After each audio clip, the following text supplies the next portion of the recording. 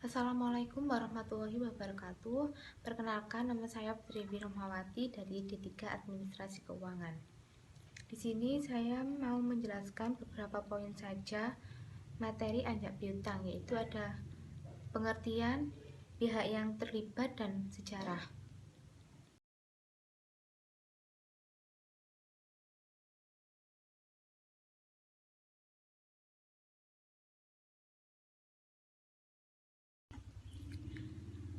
Anjak piutang atau factoring adalah kegiatan pembiayaan dalam bentuk pembelian piutang dagang jangka pendek suatu perusahaan dan pengurusan manajemen administrasi atas piutang tersebut. Menurut definisi tersebut, di dalam anjak piutang itu terdapat kegiatan pembelian piutang dagang dan kegiatan pengurusan manajemen administrasi terhadap proses penagihan piutang. Jenis piutang yang dibeli adalah piutang jangka pendek. Piutang jangka panjang dapat saja dibeli, namun kurang menarik bagi perusahaan anjak piutang.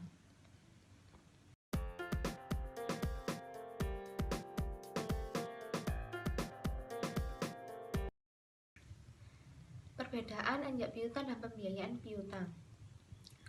Walaupun kedua hal tersebut sama-sama mampu membantu memperlancar arus kas pada sebuah perusahaan, tapi keduanya memiliki sisi perbedaan.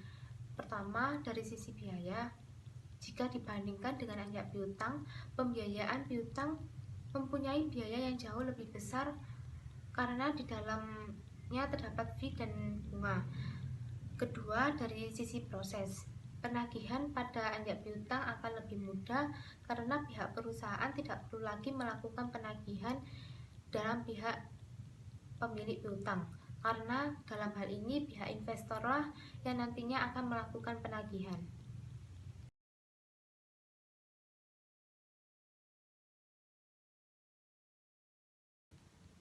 Peran anjak piutang dalam ekonomi.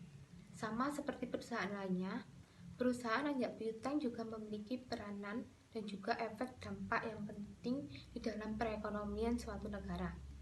Kenapa? Karena kenyataannya di lapangan sudah membuktikan bahwa ada berbagai sektor usaha yang memiliki masalah dalam pengembangan usahanya. Masalahnya ini merupakan masalah yang biasanya berhubungan dengan lemahnya pemasaran karena kekurangan sumber daya manusia yang berkualitas. Selain itu, terbatasnya sumber dana atau modal dan juga target penjualan yang tidak bisa mencapai juga biasanya menjadi salah satu perbedaan perusahaan kecil, menengah, hingga perusahaan besar yang sangat menonjol. Kredit pada suatu perusahaan juga akan semakin macet apabila sumber dana dan penjualan yang tidak bisa tercukupi. Hal tersebut bisa menjadi masalah yang sangat mengancam dan rawan untuk suatu perusahaan. Di sisi lain, masalah administrasi juga akan bisa dijumpai bila angka penjualan produk semakin meningkat, khususnya apabila proses penjualan dilakukan dengan cara kredit.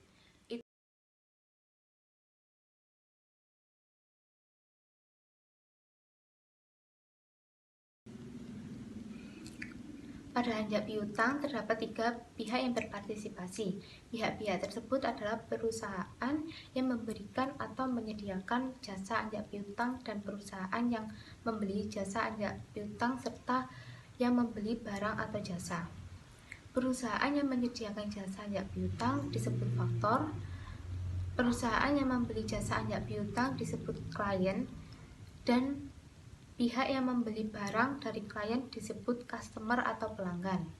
Jadi, dapat disimpulkan, di dalam anjak piutang terdapat 3 pihak yang terlibat, yaitu faktor, klien, dan customer.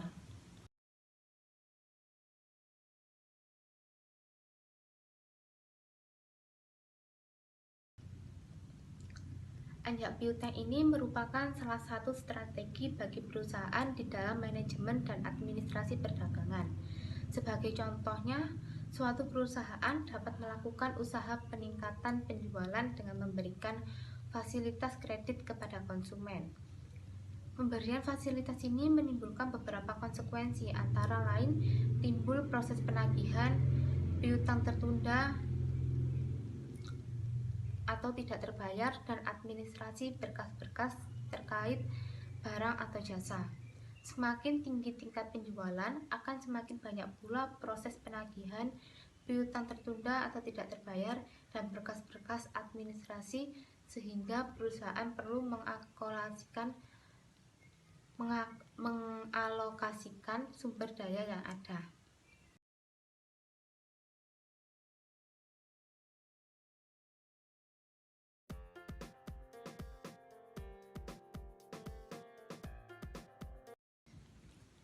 Yang ketiga ada sejarah anjak piutang. Asal mula anjak piutang bermula sejak ditemukan benua Amerika oleh penjelajah Eropa. Sejak itu, penjelajah yang hidup di Amerika mulai mendatangkan kebutuhan-kebutuhan mereka dari Eropa, karena di benua baru tersebut belum tersedia. Perdagangan Eropa mulai mengirimkan barang-barang mereka ke Amerika dan menggunakan sistem pembayaran kredit. Pada sistem perdagangan tersebut, perdagangan mengalami kendala karena letak geografis Eropa dan Amerika yang jauh. Hal ini menyebabkan perusahaan-perusahaan di Eropa mengalami kesulitan di dalam penagihan pembayaran, terutama dalam hal transportasi dan waktu. Akhirnya, perusahaan-perusahaan tersebut mempunyai terobosan baru dengan mendirikan sebuah agensi di Amerika yang bertugas untuk menagih pembayaran.